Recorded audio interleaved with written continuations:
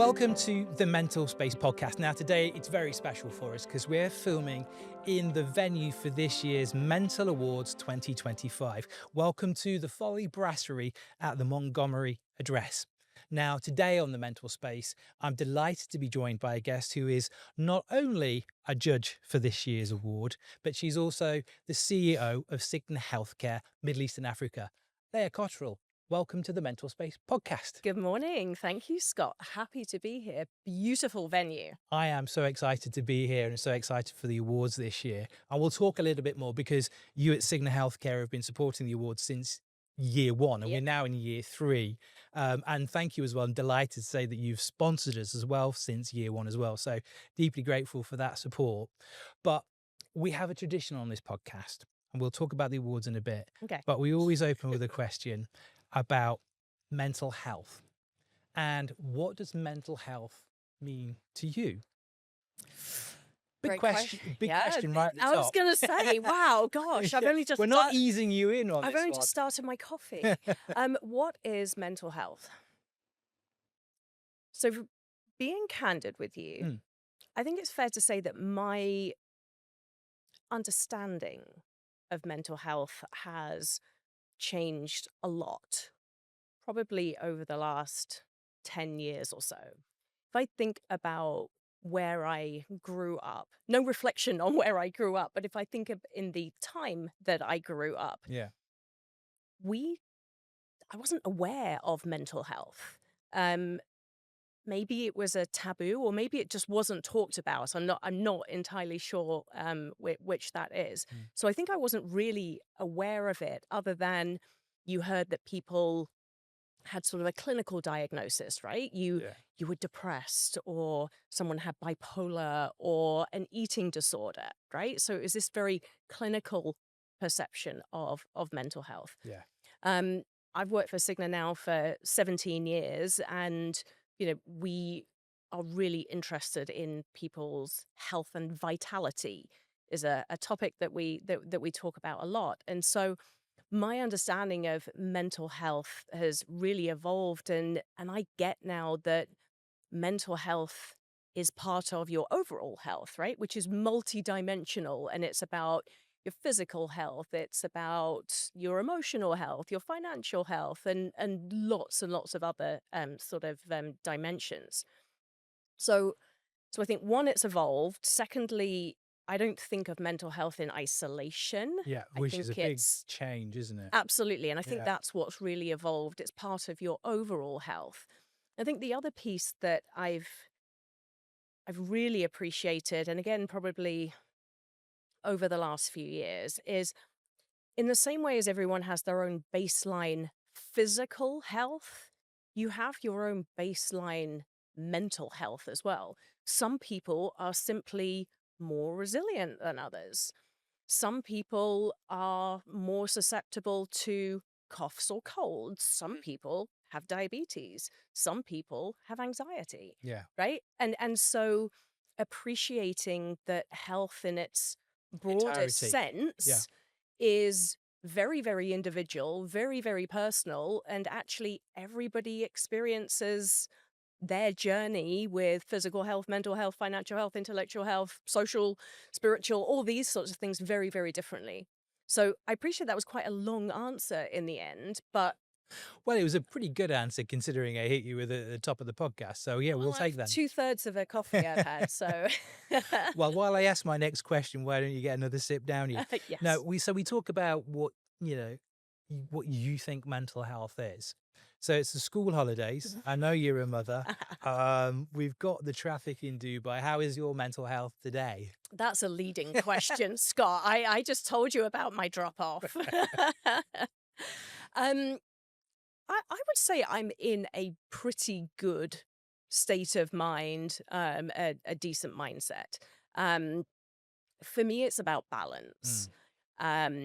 We have taken a conscious decision this year to stay in Dubai because of some challenges we're juggling with moving house and all of this sort of thing. And I think going back to that balance is, I like to keep me in check. I like to make conscious decisions about where I invest my time and my energy. So I feel good about my headspace right now because I made a conscious decision that we will stay here in Dubai for the summer. We're seeing it through. It's it's having its purpose, if you like, Yeah. because we're not stretching ourselves to run back to the UK and try and visit 10 different family and friends. And Which is never that great for your mental health it, anyway, but it's it's not, is it? And it's so sad. But then you come home waiting for a break. So yeah. my good headspace is not because there aren't a whole ton of plates spinning around me, but more because I feel like I've been able to make conscious decisions Mm. that are helping me manage the pace of what's going on around me, if that makes No, sense. it does. I mean, it leads me to a question because we've collaborated a lot on research that Cigna Healthcare do every year around the workplace and around employees' Yeah. mental health. But I'm going to flip it to you, if I may, to start with, because you talk about balance, you talk about plate spinning. I mean, you're the CEO of Middle East and Africa. Um, I'm imagining that's a fairly busy role. How do you ensure that balance throughout the year, not just through the summer months right now, Yeah. as a leader? Yeah. And how has your perspective of your mental health within that role, Yeah. changed perhaps over the last 5, 10 years as you've got more aware Yeah. of it being a general issue? Yeah. How have you become more aware of your own well-being and how that impacts your ability to be a good leader? Yeah. Great question. There was one day, I don't know why it sticks out in my mind, Mm. but I think it ended up being pivotal. Um, the kids were really small. I was driving to work here. Um, it was a month until my husband and I were going to go on. We had got my parents coming over, and we were going to the Maldives. Our first adult only escape from the kids. And work was crazy busy. The kids were really small, sort of 2 and 3 at this point, maybe even younger. And all I could think about is, what am I going to wear on the beach in the Maldives? I wasn't feeling good about myself, Right. right? Okay. And I really wanted to lose some weight. And, I was just really focused on that feeling of wanting to feel good when I got to the Maldives. And it was in my mind. And I was driving along Alcar Road. And I remember saying to myself, why are you beating yourself up? Mm. Like, why are you making this next month a real problem for you? Why are you letting yourself wind yourself up about it?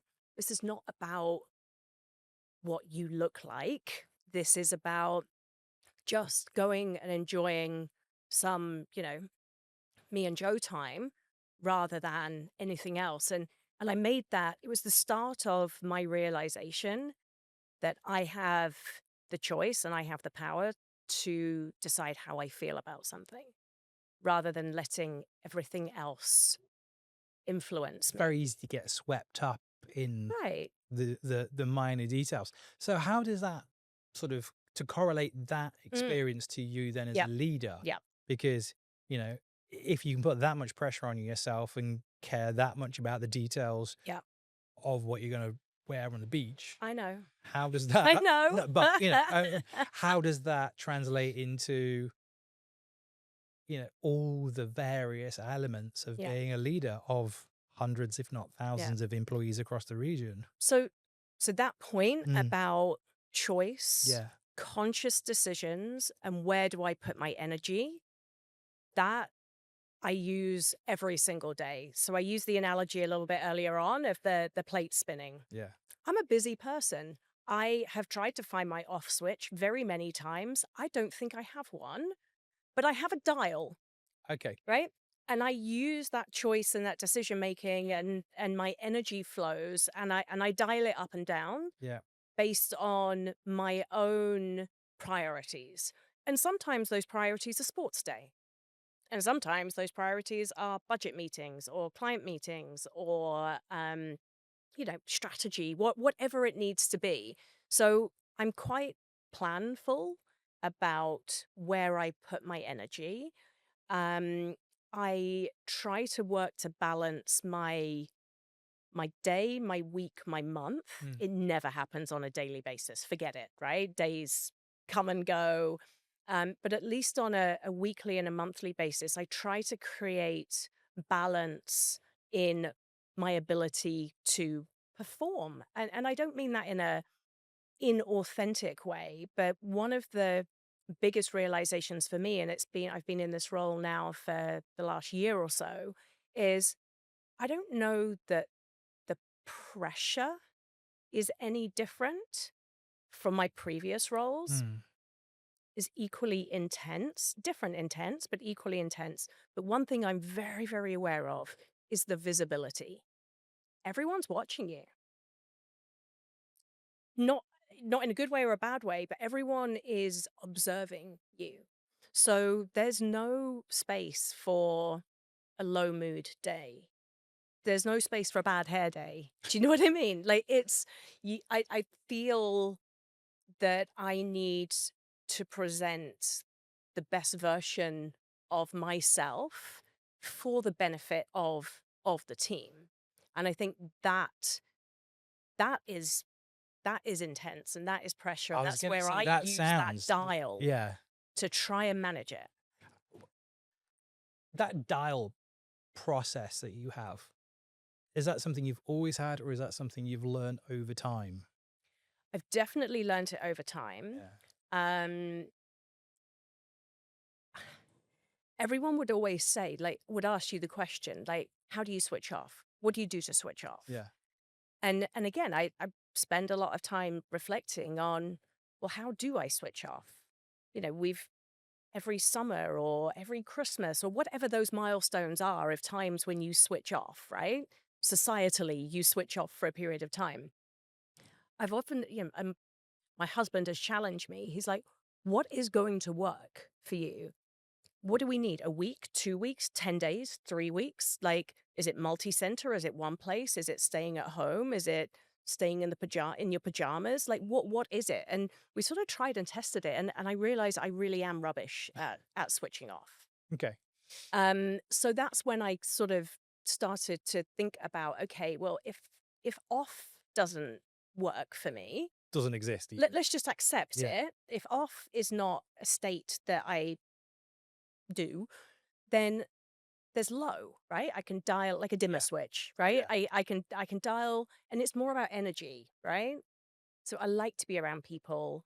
The best thing I do to relax myself is cook Okay. and host friends and cook for people. That's not relaxing. Actually, that's No. quite stressful, but it's different. And I love doing it because my mind goes to a different place, right? That's my creative space. So you're a lot more conscious about where you spend your energy. Very, very much Like so. that's almost like presenteeism in a way, isn't it? In that Yeah. you're focusing on what works for you Yeah. more than, so perhaps what, 5, 10 years you wouldn't even think about it in that way. Kids were massively pivotal for me, as I think they were probably for everybody. Yeah. Um, I, until that first little baby came along, I didn't I didn't realize what it was.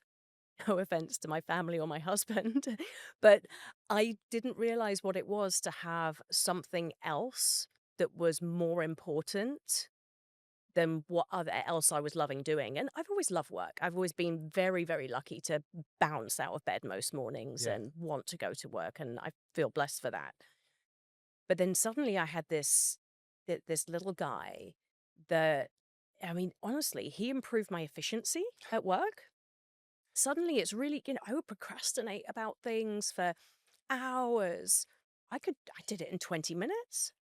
And yeah, maybe I did it at 85, 90, my 85 or 90% rather than my, usual 120% or whatever, but no one noticed.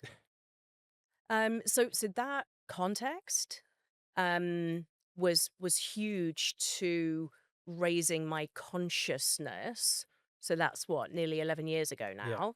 of raising my consciousness of not sweating the little stuff, don't need to get involved in politics or ego or anything like that. Suddenly, the things that were around me that did used to influence me, or I could remember getting my like heart rate going, Mhm.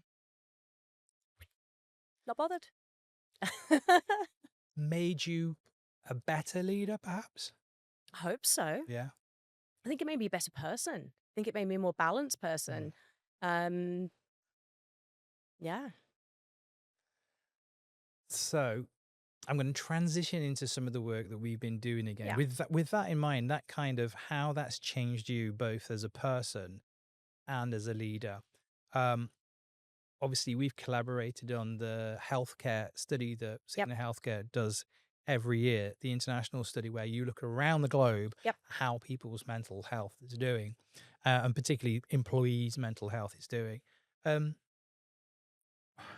we'll get into the figures in a minute, but your takeaway, your top sort of takeaway from the research before we get into the specific figures of where do you think leadership's at? Because you seem to have arrived or evolved or grown through family, through Hmm. personal experience into a place where you feel that you've improved as a leader. Yeah. Where do you think leadership is at right now, globally and here in the region? I think every company, every individual goes on their own journey, right? I think I've been incredibly fortunate to have had great role models over the years and also to work in organizations that have quite positive cultures. Yeah. Um, you know, I know of others, let me put it that way, where people don't feel that way, Yeah. right? They don't feel that they have that space for growth and learning and perhaps failure and things like that. So, I mean, there's so much content out there now about leadership. One would have thought that you could, read the 50, 100 books or podcasts, listen to the podcast or whatever, and just miraculously be this incredible leader. But I don't think that's the case either. Um, I think it's very much about experience. I think it's about personality. I think a massive piece of leadership is about self awareness. And I think without being conscious that I've been on a journey of self-awareness. I think that's what it's been.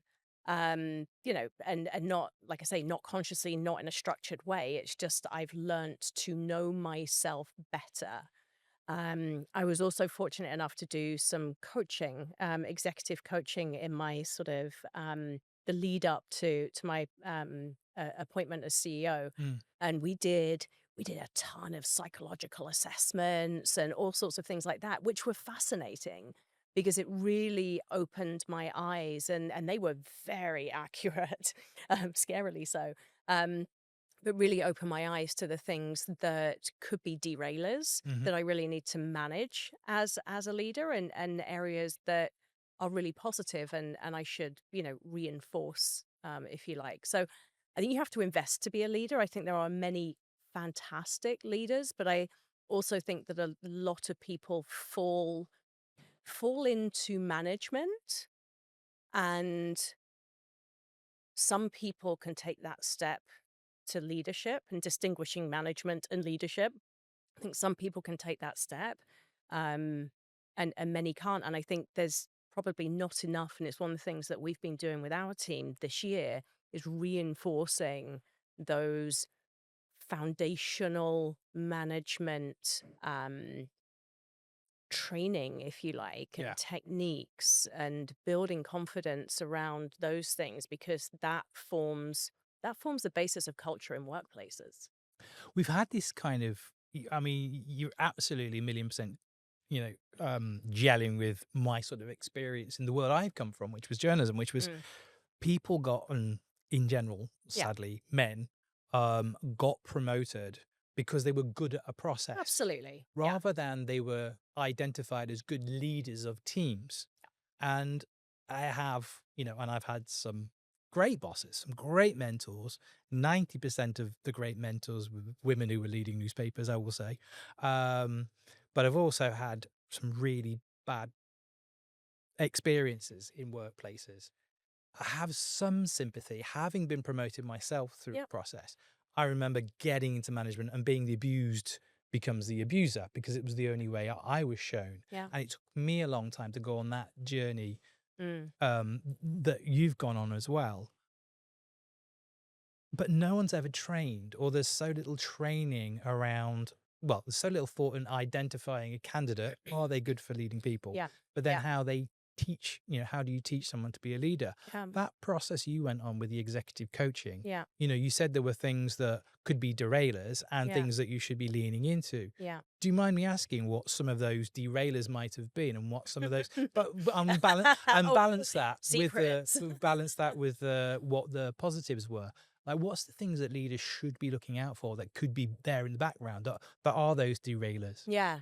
So the sorts of things that we talked about. So Mm. we went through, all of the various different psychological assessments, and sort of aggregated them together and started to look at it. So good things. I'm going to start with good, Yeah, right? Yeah. absolutely. Yeah, totally. Glass half full and all that. Good things were things like emotional Yeah. intelligence, um, interpersonal skills, communication skills, being able to take complex problems and be pragmatic about solutions. Okay. Is that sort of you're probably familiar with the sort of like the disc profile and Yes. the sort of the different colors, right? The sort of red, the yellow, the green, and the blue. Yeah. And it's actually something that we've just rolled out using insights at Cigna more broadly, Okay. because again, back to this self-awareness journey. So I think that those insights for me are great, because it's about how do I know how I am experienced by other people, and how I also communicate with other people about what I need from them, and how they as a person. So one of the things that I would do with the executive coach is we go through sort of key stakeholders, right? So a stakeholder analysis. Where do I think they have preferences, right? How do they like to be communicated with? And in turn, how do I need to adapt my style to be able to influence them? Mm-hmm. So my boss is a very blue person, blue and red. So he's very numbers oriented. He's very detail oriented. So I can be very verbose, if you haven't noticed. I have, I use words rather than numbers. And so I've had to really adapt my style and invest in my learning. I mean, I went off and did an EMBA, for goodness sake, to make sure that I had the right level of business acumen to be able to operate as a leader at that level and in the space that I'm operating. So on the derailer side, it was interestingly, it's the overuse of your strengths. So this interpersonal skills, loving hanging out with people, well, sometimes I can get a little bit troublesome, right? Sometimes I relax a little bit too much and just get a little bit naughty. I've got like a little naughty side. And that's great. Like, if you think about interpersonal skills and building relationships and Yeah. things like that, you need a little bit of that. Yeah. But there's a time and a place. Yeah. And so it's about being aware of that and just making sure that little person on my shoulder is like, keep it in check, Leah, keep it in check. So getting maybe too comfortable, for example. Fascinating. we were looking, and every year we work together on and we're a couple of months away from Yeah. the 2025, 2025 which I release. can't wait. Yes. The International Healthcare Study that is evolved over the last sort of 5 years, Yeah. and particularly the last 3 years that we've been collaborating on. But if we have a look back at the 2024 Yep. figures, because still very, very valid, Yes. Yeah. the statistics in that report that really stood out to me almost more than anything else was this kind of imbalance between the fact that, because if you talk to a kind of traditional CEO, they want more productivity, and there's this kind of assumption that the workforce is lazy. But actually, what came through from the internet, Yeah. from the report last year was that 80% of people Yep. were willing to work hard That's to right. help their organization. Yep. And I think 75% of people were enthusiastic about their job. Yep. Yeah, on the flip side, But on the flip side, was it almost like 2/3 of 63. Yeah. 63% of employees were looking to leave their job, Yeah. and many of them, I can't remember the exact statistic, but it was around the same level, Mm-hmm. felt that their manager didn't Didn't. care about their mental That's right. health. Yeah. How can we be in this imbalance? I mean, it's a fascinating set of results that Yeah. come out every year. We debated this long and hard, and I know you and I have had conversations, but Yeah. we've had many conversations internally as well. I suspect Mm. that it's one of those interesting dynamics of the UAE. Think about pretty much all of us as expatriates that are chosen UAE as home. We've probably got some common characteristics, right? Either we are here to further our career, Mhm. we are here to earn money Mhm. in a way that we couldn't do back home, and and therefore we're probably supporting families back home. So we're quite motivated, shall we say, um, and we're living in kind of a place where, I mean, Dubai's slogan is "Impossible is possible." Right? So if you think about and just look at what's happening around us, right? You mentioned traffic a little bit earlier on. The new underpasses that have just opened up. I know. Yeah, I'm yeah. just like, one day I drive down and it's a building site, and the next day there's an 8-lane underpass. Just the pace of change and rapid development. I just wonder whether there is just that means that everyone has just sort of got their eyes and ears open to, well, you know what? If there is another opportunity, yeah, heck, I would take it. Yeah. But in the meantime, I also am acutely aware that my ability to be here and stay here and earn that money to send home, or keep the pretty good job that I've got, or whatever that personal dynamic for you is, that the reason that you're here. In the meantime, I know I'm going to have to work hard because the standards are pretty high. And I also know, let's face it, that employment law is not massively in favor of the employee. And therefore, if I were to not meet the standards Mm. and I were to be let go, my life gets turned upside down in a space of 30 days. See, that's fascinating as well, because I've actually seen and I've lived this as well. Yeah. The UE going on a big journey around that one, which I'm not quite sure is communicated as much as it should have. But if we think about the way that the law has actually changed, Mm. it used to be 30 days, but it's Yeah. not 30 days anymore. It's 6 months. There are many people Okay. now who've got the green visas or the 10-year visas as Yep. well, which Yep. means Change that some of those dynamics. it changes some of those dynamics. And actually, and I've been through this process, that the employment courts, the labour courts, are actually a lot more open. In fact, if you're seeking a level of compensation that's under 100,000 dirhams, Mm. it's actually free to put your case there. So Yeah. it feels like the government knows that there is a pressure there. And if we tie that into, like, Dubai Health Authority's got Yep. the new mental wealth framework, Absolutely. Yep. 105 million dirham project Yep. over It's 5 years. incredible. And again, to your point, they're talking about the pace of life here. Yeah. Because, and I remember that figure from the UEE report from the global research we did last year from Yeah. Cigna Healthcare. 82% of people in the UEE feeling stress, employees Yeah. feeling And stressed. 99% with burnout symptoms. 99% with Yeah. burnout from the year before. Again, some of the highest levels. So we're in this really interesting Yeah. paradox, Yeah. which is overall well-being. Yep. If I remember, was the vitality, the UEE was 78. 78, Yeah. scoring really, really highly, Yeah. far higher Than the than the global average, Mhm. but still in terms of stress and in terms Yep. of burnout, still really, really higher than the global averages as well. That's right. And it's, Yeah. And they dropped, right? yeah, So the social indicator, the mental health indicator, and the financial health indicators had all dropped. So I think you've got the yeah, stress coming through yeah, from that sort of pace of life. yeah, You've got the cost of living issue, the inflation, not just here, but potentially in home countries as well, where people are supporting families. And then you've got that potential social isolation of, I don't have my family here, yeah.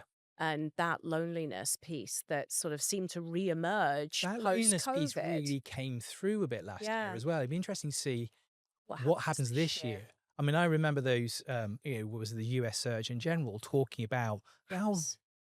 how loneliness is a real issue. Yeah. It's physically bad for us. I think he quoted it to Yeah. being 14, 15 cigarettes a day. Yeah. That was the physical impact of loneliness on it. With all of this, we've got the burnout, we've got the pace of life, we've got loneliness. Mm. What's the challenge then for employers? Because again, like I think sleep's a different. And I remember actually sleep was Sleep in. was one of the major symptoms, Yeah, wasn't it, that people were reporting that indicated that there was something off. but how often do we hear employers talking about? Well, like, so employers might be having the conversation about flexibility, Yep. and actually, what we're seeing is, and again, that was an interesting point from last year as well, where the employees still want the flexibility. The employees maybe don't want they're trying to drag people back in Yeah. to the offices, but that flexibility still was super important Yeah. to people, Yeah. particularly mothers and women. I think Yep. also came out from that research. Yeah. So, what is that challenge for employers? Because, and how do they approach the modern landscape of work? Because we've got your statistics telling us that our employees still value flexibility. Yeah. They're struggling with loneliness. They're struggling with sleep. They're struggling with that work-life balance. They're stressed. And yet we know that they're willing to work hard for us, and actually they're enthusiastic about work. So we don't Yeah. have a major problem with the people in terms of their attitude, Yeah. but we do have a problem with the landscape we're creating for them to flourish in. Yeah. Yeah. It's when you put it like that. I think, unpacking a few of Yeah. those pieces, right? So we talked about leadership Yeah. and this management piece, and you also mentioned earlier on that employees reporting that managers, they don't feel supported by managers, or Yeah. managers don't care about their mental health, Mm. right? So I think that's one piece of that sort of overall jigsaw puzzle related to employer culture, Yeah. which probably can, can get fixed, right? That's something that can be worked on with the right organizational culture and focus.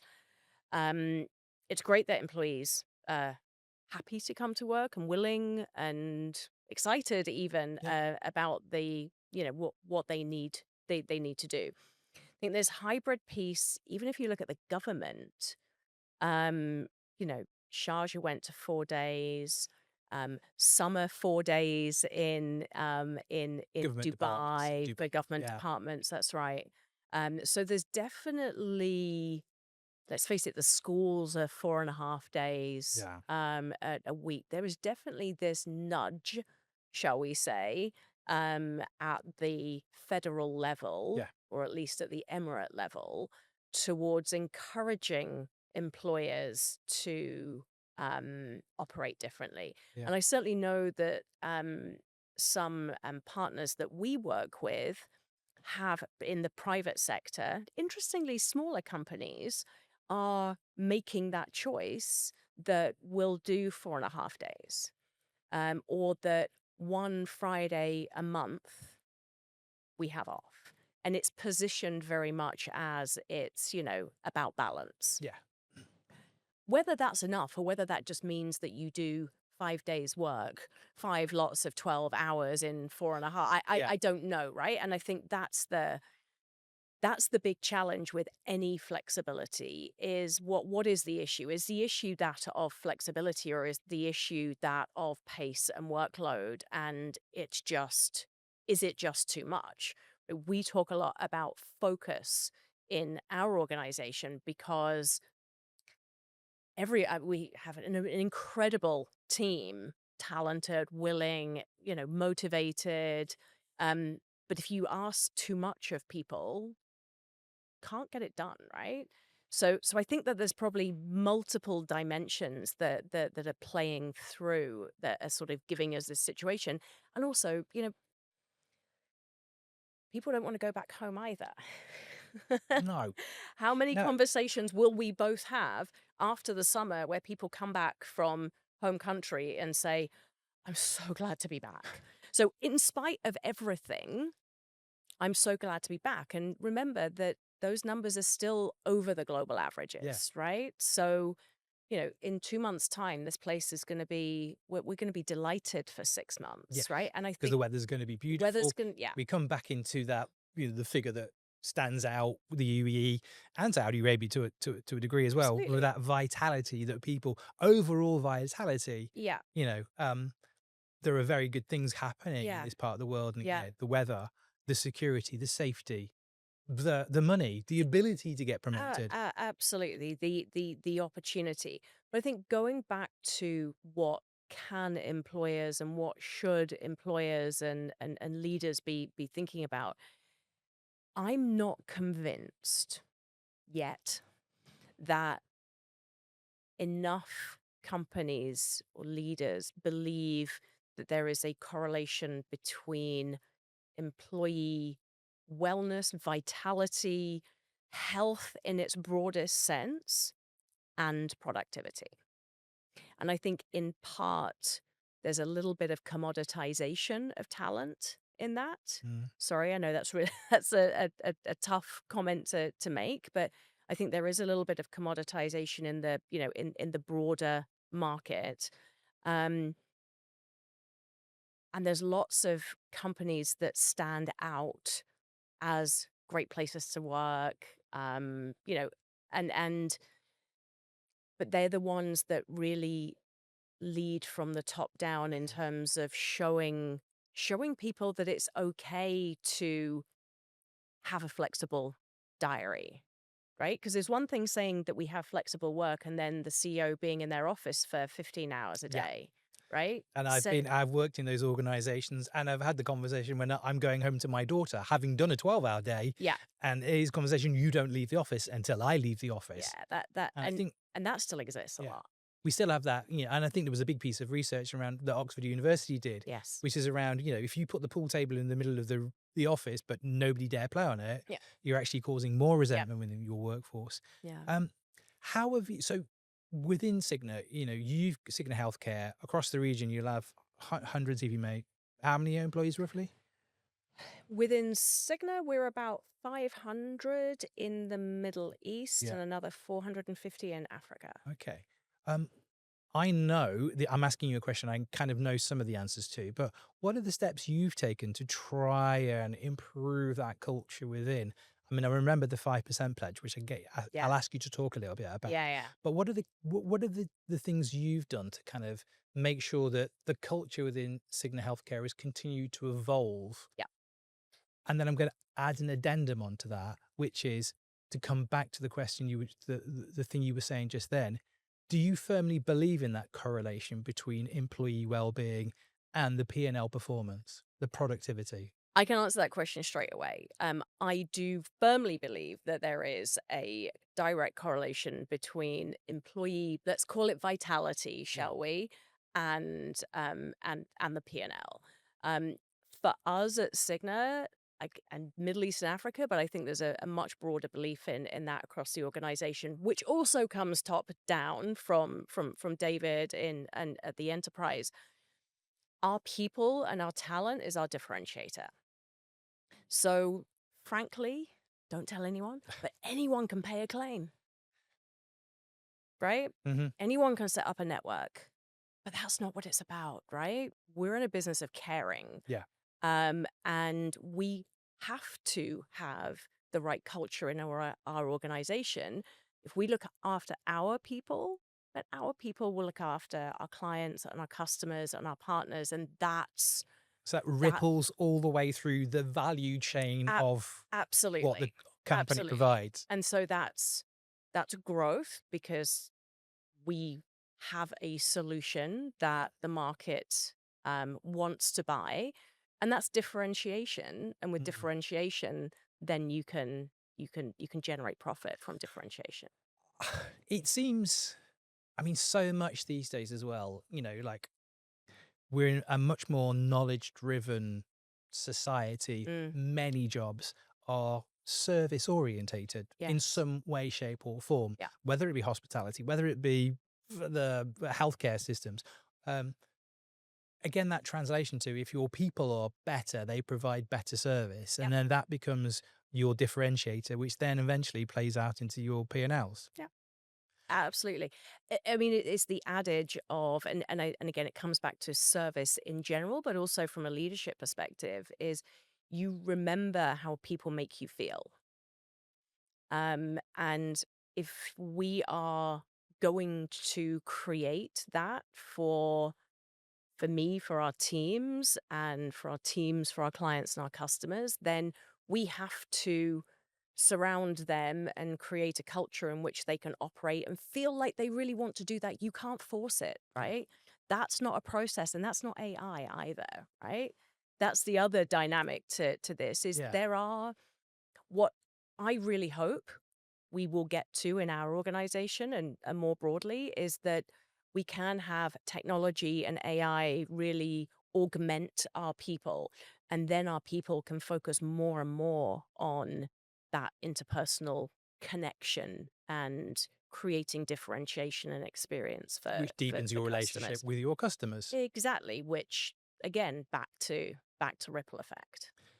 I'm going to throw one last piece of research just for those listening to the podcast, but we did some recent research as well, Yeah. which was, based on the Gallup Global State of the Workplace, Yeah. and the cost to UE businesses each year from disengaged employees, Yeah. $42 billion a year, $43 billion a year, actually, which equated to $24 million per hour.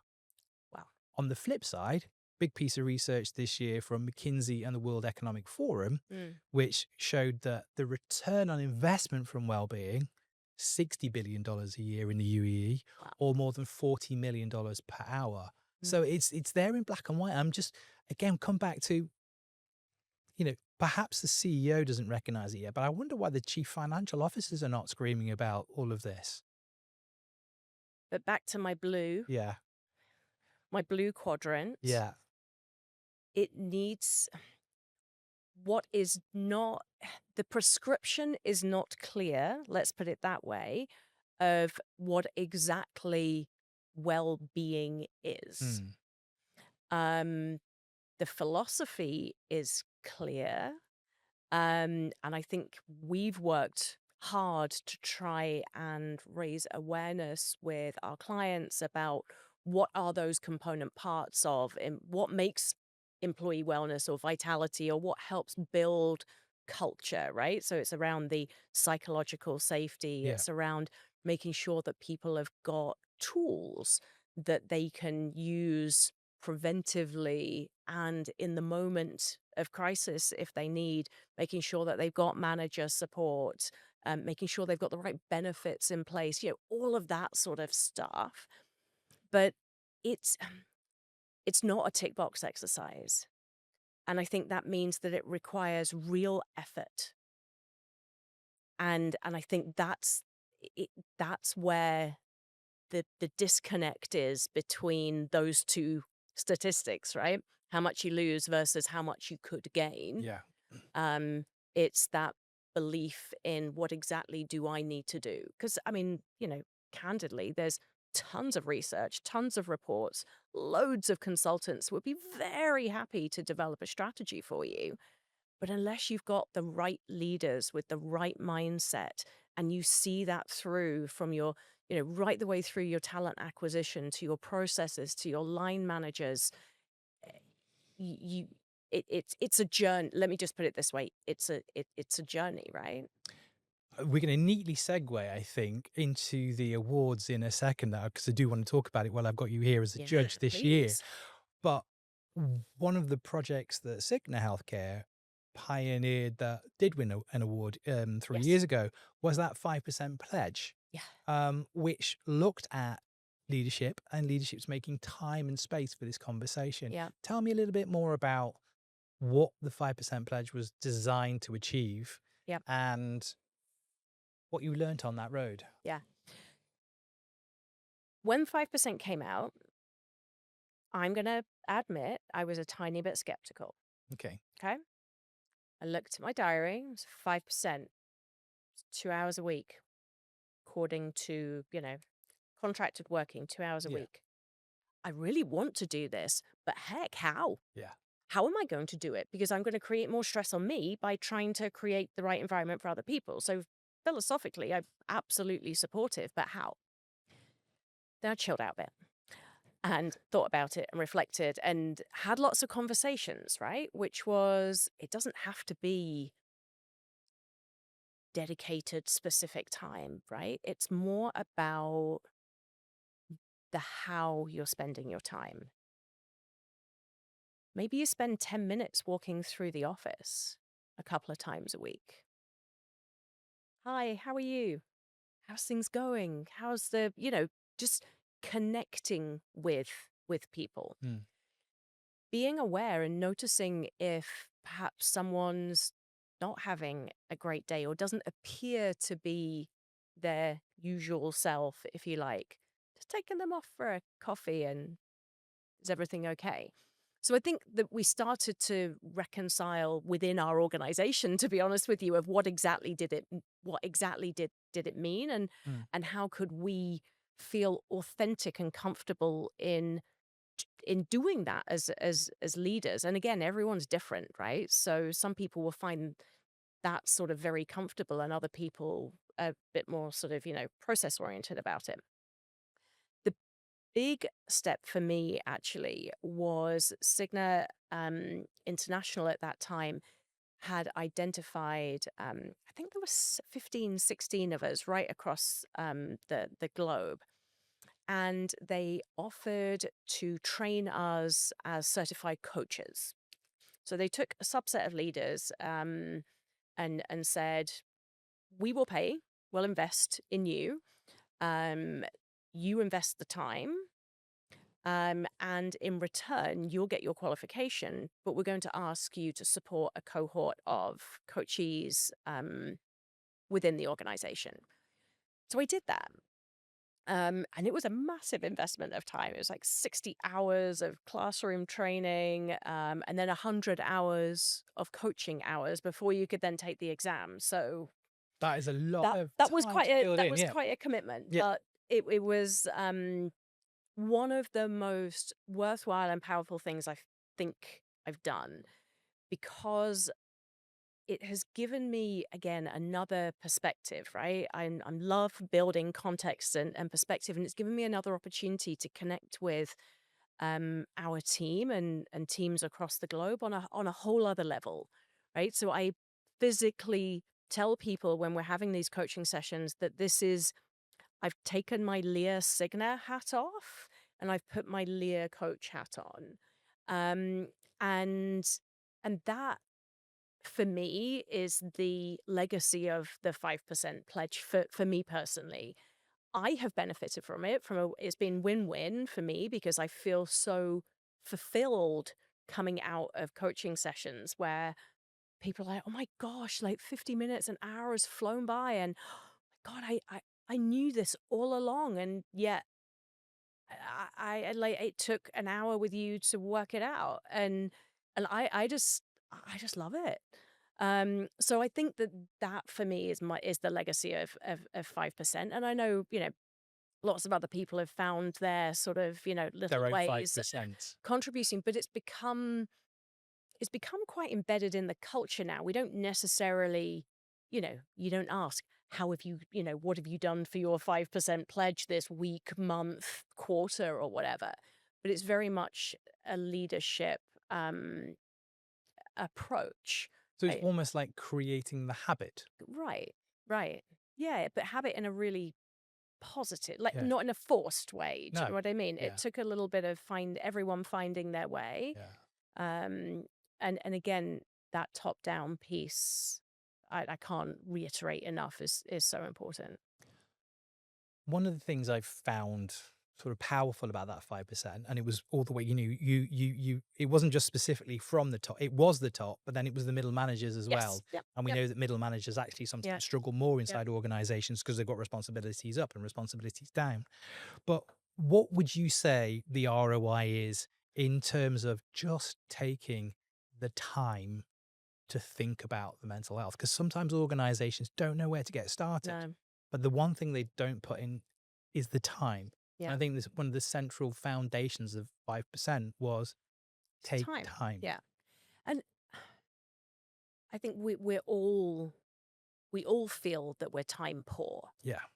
right? That's the number one deficit. That's the one thing you can't get more of or get back, right? In life. Sadly. Yeah, Yeah. no, exactly. But in life, that's the case. So I think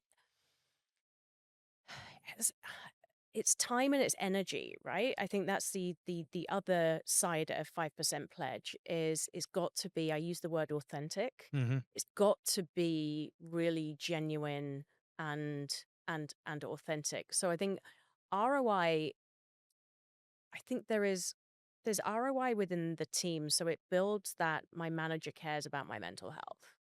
Yeah.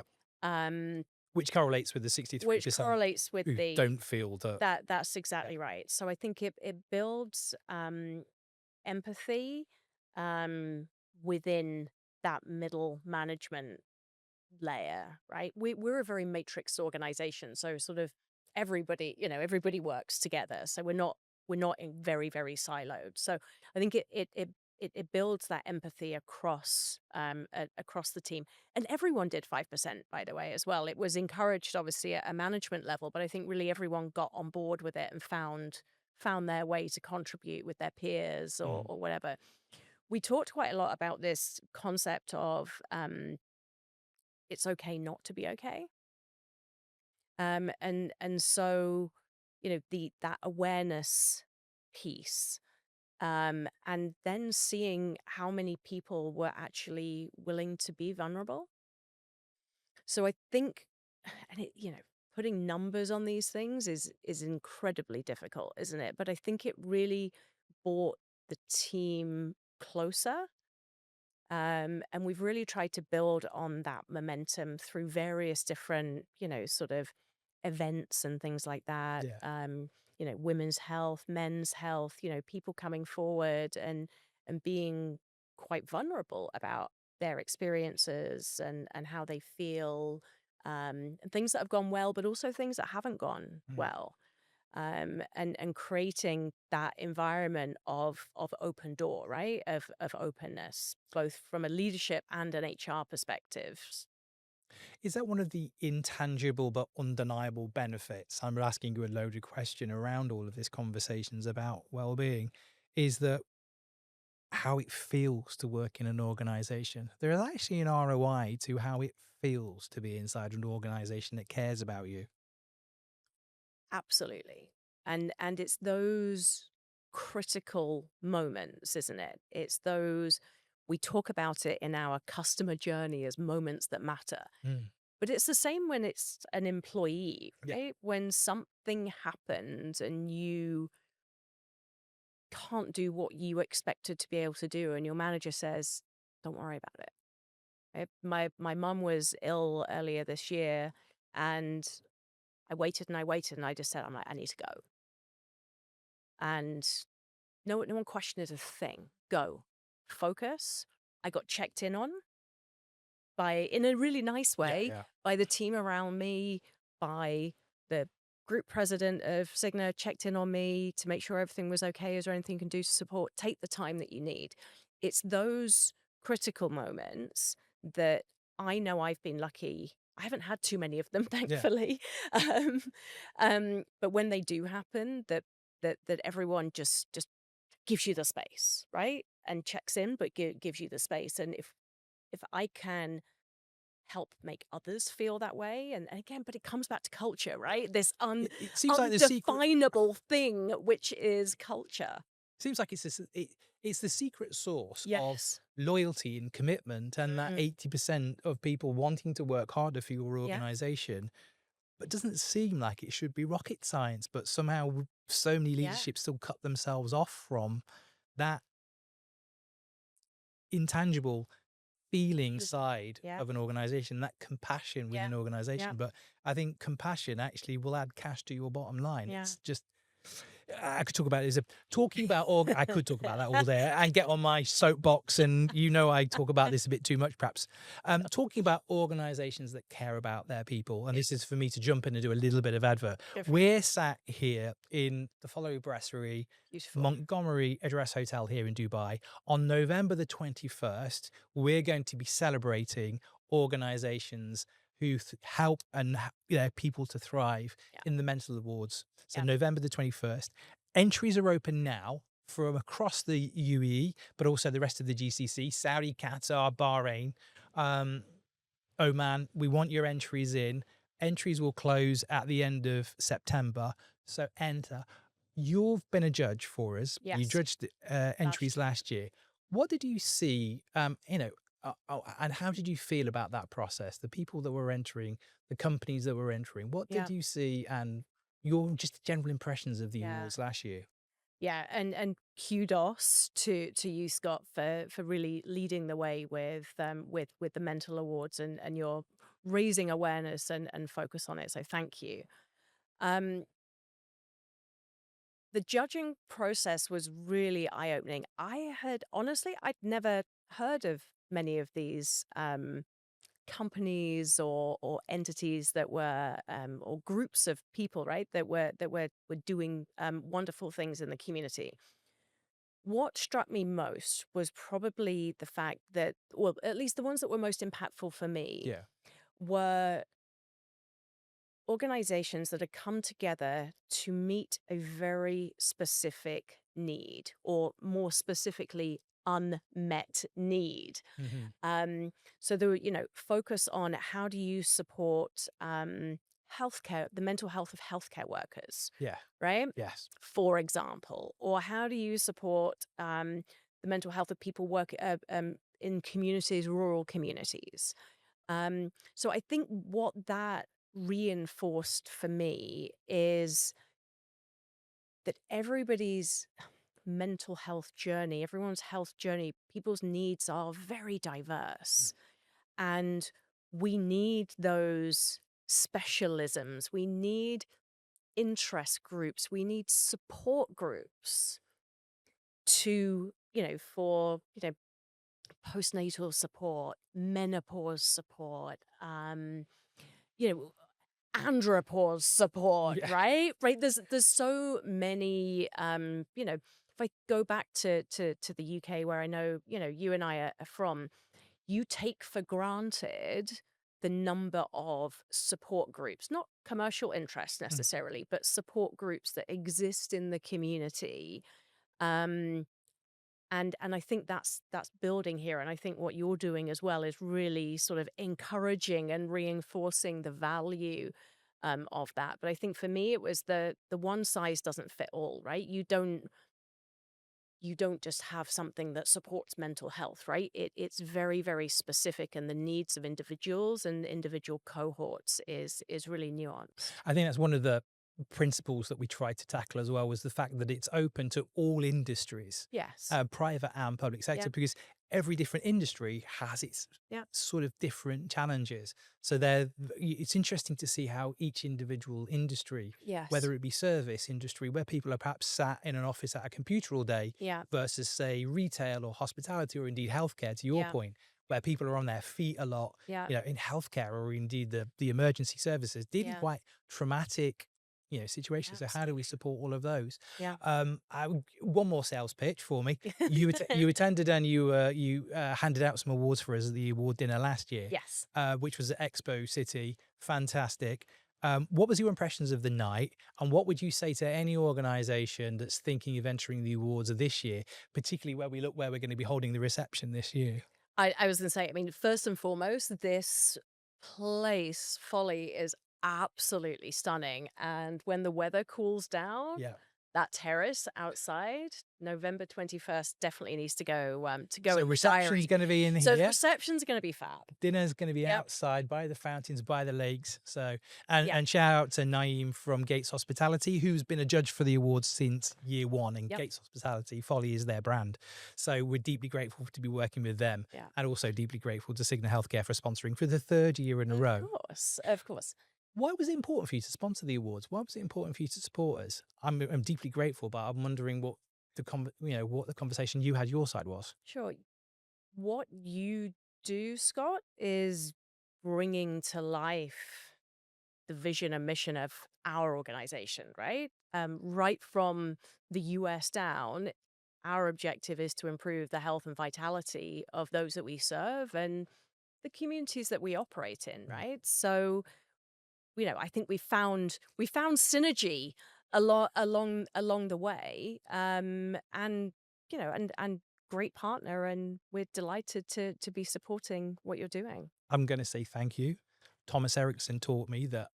I interviewed him and he said something nice and he was just like, Scott, just shut up, stop putting yourself down, just say thank you and accept the gift of the compliment. So, the author is surrounded by idiots. So he was a judge last year for us as well, actually. Yeah. Okay, that's brilliant, and thank you, and again, thank you for the support. Entries open right now. You don't want to miss the evening. It's going to be very, very special, but also it's just incredibly special to honor the work you guys are doing. Yeah. So if you're helping lift others up, please enter the awards. You've been very generous with your time. Oh. Just looking ahead, because we've got you yourself have got a busy schedule at Yep. Cigna Healthcare. We've got obviously this year's international study coming Yeah. through. Yep. What are you looking forward to, or what are you seeing on the horizon that you're excited for, or indeed you think may be a challenge? But how are you going to be supporting your employees over the next year? What's coming down the road? Yeah. So we've talked a lot organizationally about change. Yeah. Change is the only constant after all. So we've been talking a lot about preparedness for change, resilience, and that's somewhat in the context of sort of the whole AI, evolution, if you like. Not that not that I think we're ready, if I'm honest, but how do we help upskill our people to be able to leverage the efficiency that technology is giving us?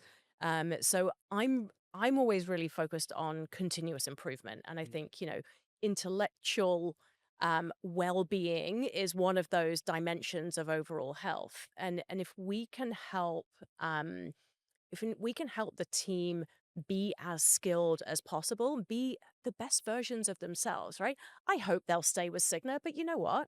If we create great talent for the market and there are other opportunities, Yeah. then you know what? That's okay as well. Um, but so we're running some master classes. We're doing a lot of reinforcing management training. I'm quite excited about a program that we've got coming up, which is around tackling difficult conversations, crucial conversations. Okay. So I think all of that comes back to employee experience, and crucial conversations doesn't necessarily need to be about difficult conversations, right? That could be conversations with clients or customers, or quite frankly, at home. Because we also, let's face it, what happens at home comes to the workplace, and what happens in the workplace goes home. Yeah. So I think it's about just general continuous development and continuous improvement. And we expect a lot of our team, and I want to make sure that we're contributing back to them to help them grow. that, I mean, you sparked me in 3 different directions when I said this was Oh. going to be a closing. When I said this was going to be a closing question, but I mean that last point you make, which is a really interesting one. You remind me of that whole, you know, the HR to the CEO, which is, well, the CEO says, "What happens if I invest in my people and they leave?" Yeah. And the HR response being, "What happens if you You don't invest and they stay?" Yeah. So there's that aspect of it. Also looking at the future. I mean, we've just had a report. We were writing about it on Mm. the mental.space website yesterday. EY's just come out with a big report looking at millennials and Gen Zs. Yep. 51% globally, and actually in Saudi, which is representative of this region, 56% Yeah. of respondents saying that money is no longer the driver for them, that they might work for 5 to 6 organizations through their life rather Yeah. than 2 to 3, Yeah. but also that they now prioritize mental health and physical health as one, Yeah. and money's only third. Physical and mental health is the number one priority. Yeah. Now, if organizations are going to flourish in this age of Yeah. technological evolution, Yeah. both AI and software, Yeah. we're going to need to employees are going to need to take account of that, aren't they? Yeah. No, absolutely. It's I totally agree. And I think if you were to ask me what keeps me up at night, Yeah. What I keeps you think, up at night, yeah, Leah? great question. I would have to say there's 2 things. One is something around cybersecurity, Yeah. and the other one is around how we evolve to embrace generational differences Mm. in the Yeah. workplace. And I think I'm slightly biased towards that, given the fact that I've got two sort of kids, 9 and 10, Yeah. and I know that I'm going to have to deal with it. So, Yeah. and I need to I need to get into that mindset, right? I need to appreciate it. I need to understand it better. I need to be able to communicate in a different way.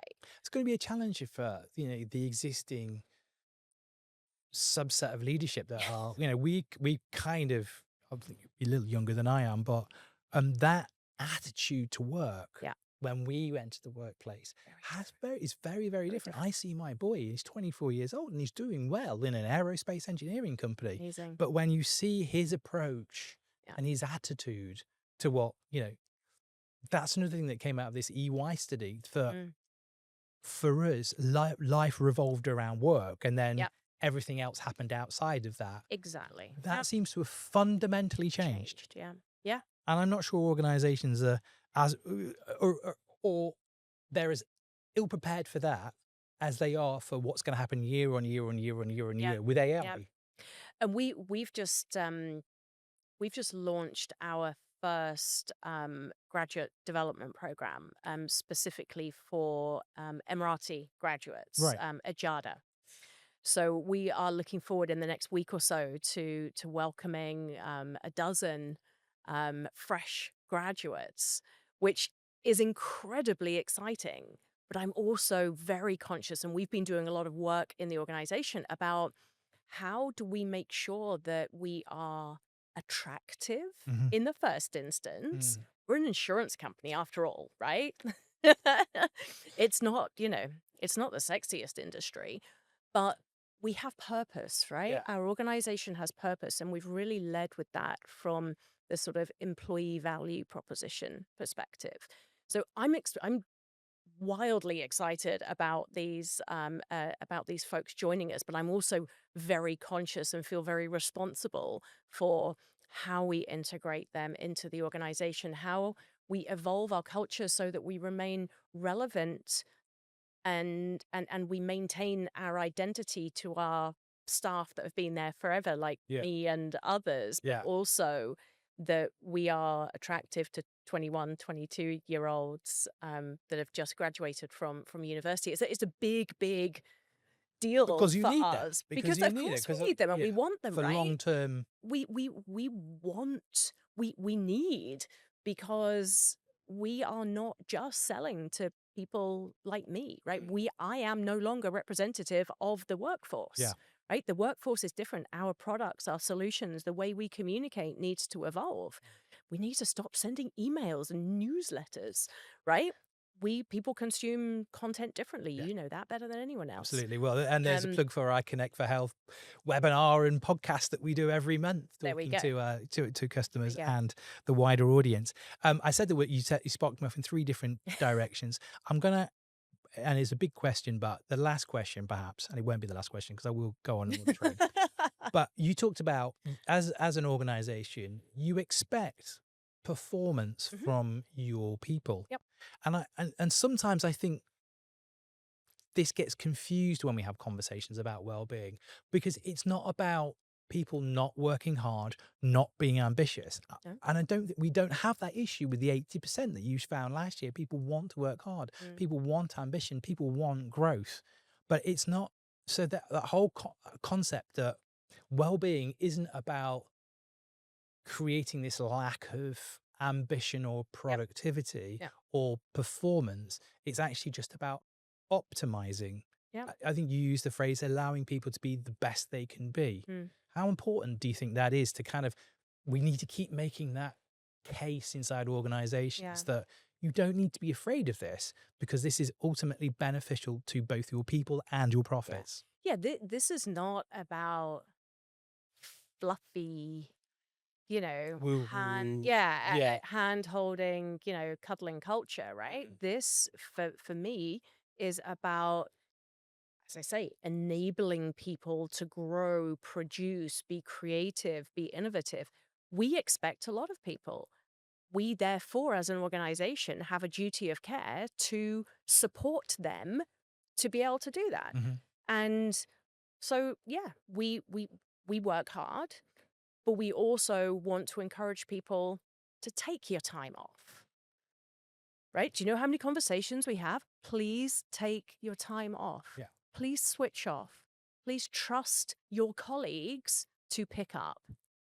Please do that. Mm. Right? So, really encouraging, and I know I'm a total hypocrite because I said I don't have an off switch, but please go switch off. Yeah. I do it, my own version of Or at the switching very off. least, learn to dial down. Exactly. Yeah. My own version of switching off is, do not expect me to be trawling through my emails. If something urgent comes up, call me or WhatsApp me. Okay, and I'm fine with that Mhm. because I'd much prefer to deal with it, but I'm not going to go through because I'll get pulled into everything. So